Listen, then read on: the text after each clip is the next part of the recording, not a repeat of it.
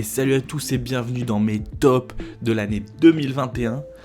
Et c'est parti pour mon top 10 des films de l'année. On va aller un petit peu vite sur les premiers pour pas que ça prenne 100 ans et ensuite let's go.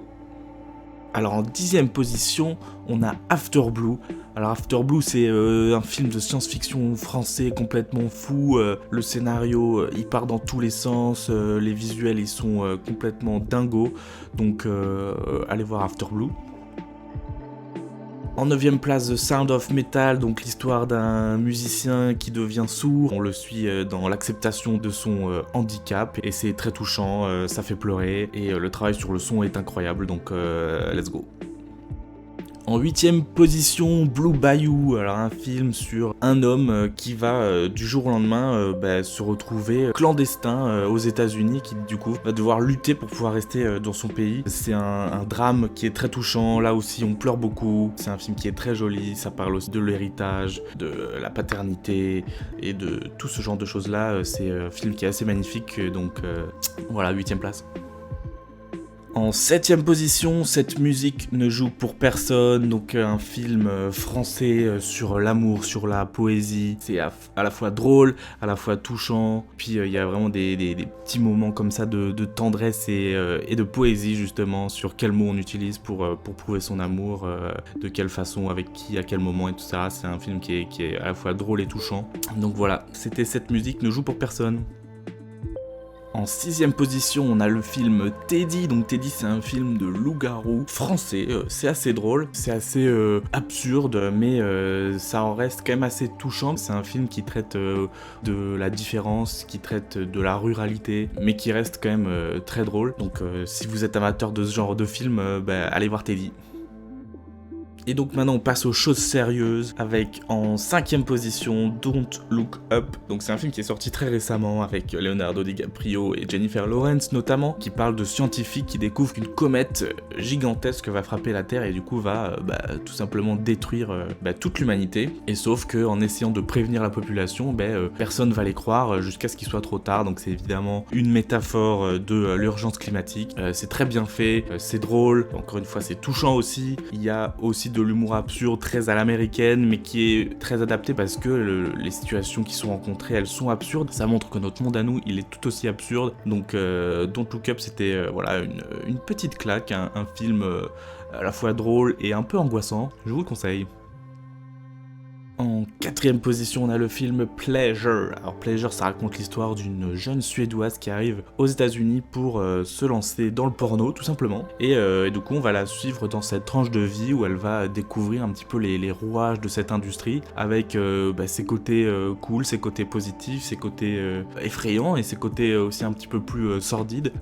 C'est un film qui est assez choc, il y a des scènes qui sont assez compliquées. On est du point de vue d'une femme, il me semble que le film est réalisé aussi par une femme. C'est aussi un point de vue qu'on n'a pas trop l'habitude de voir et encore moins dans cet univers de la pornographie. C'est assez intéressant à voir et je pense que la représentation de l'industrie du porno, elle est relativement fidèle parce que dans le film on a pas mal d'acteurs, de producteurs, de réalisateurs, de films porno américains, et donc j'imagine que s'ils ont accepté de tourner dans ce film là, c'est que c'est pas complètement à charge et que c'est assez réaliste, donc c'est pas complètement manichéen. C'est un film qui est assez marquant, donc si c'est un sujet qui vous intéresse, n'hésitez pas à aller regarder Pleasure. Ensuite, en 3ème position, on a le film Fragile. Alors Fragile, c'est un film qui m'a beaucoup fait pleurer, voilà, c'est un film très touchant. Ça raconte grosso modo les aventures amoureuses d'un jeune homme avec la fille dont il est amoureux, et ensuite ils vont se séparer, ils vont se remettre ensemble, ils vont se séparer, etc. Et comme ça paraît pas incroyable, mais ce qui est touchant, c'est que c'est un film qui va interroger pas mal sur ce que c'est que d'être un homme, sur ce que ça veut dire de séduire, sur ce que ça veut dire de plaire, sur ce que c'est l'amour en général. C'est un film qui est à la fois feel good et à la fois très triste et très touchant. Donc voilà, Fragile, c'est un film qui m'a beaucoup marqué cette année. Donc allez voir Fragile, let's go! En deuxième position, on a Gagarine. Alors Gagarine, ça raconte l'histoire d'un adolescent qui vit du coup dans une cité, donc la cité Gagarine en l'occurrence, qui est menacée d'être démolie, tout simplement parce qu'elle est vétuste, elle est plus aux normes, etc. Et du coup, lui, il va lutter pour faire en sorte que ce soit pas le cas, donc il va faire des travaux comme il peut, il va remplacer les lampes, il va tout faire pour que sa cité ne soit pas détruite. Et évidemment, dans cette quête de préserver son immeuble, il va y avoir aussi plein d'autres personnages. C'est un film qui va parler de plein d'autres choses, qui va parler du racisme, qui va aussi être un témoignage aussi de qu'est-ce que c'est que de vivre dans ces bâtiments-là vétustes. Il y en a qui veulent partir, il y en a qui veulent rester.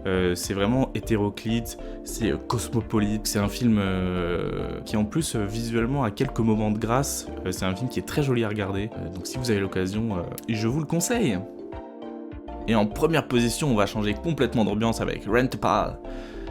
Donc Rent a Pal, un film assez bizarre où en fait on suit l'histoire d'un homme qui vit encore chez sa mère et il est à la recherche d'une compagne et du coup il va aller dans des entreprises où il va enregistrer une vidéo pour se présenter, pour peut-être rencontrer des femmes, et en passant par là il va acheter une cassette donc qui s'appelle Rent a Pal, une VHS, où en fait ça va être un homme qui va lui parler un petit peu à la Dora, quoi. Il va lui poser des questions, il va laisser un blanc pour que t'aies le temps de répondre, etc. Et du coup, qui va simuler en fait le fait d'avoir un ami. Alors évidemment, au début, notre personnage, il va trouver ça ridicule, etc. Et petit à petit, en fait, une relation va se nouer entre le monsieur de cette VHS et notre personnage principal. Et du coup, il va se passer des choses assez bizarres, assez inquiétantes, assez sordides. C'est un film, je pensais que ça allait être une sorte de comédie horrifique. Au final, c'est pas du tout drôle, ça met très mal à l'aise. Et puis il y a cette esthétique un peu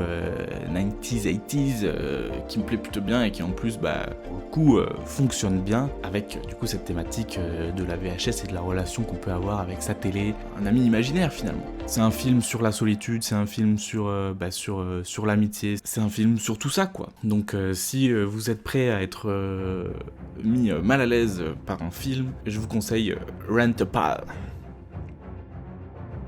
Et voilà, c'était mon top 10 des films de l'année 2021. Et à bientôt.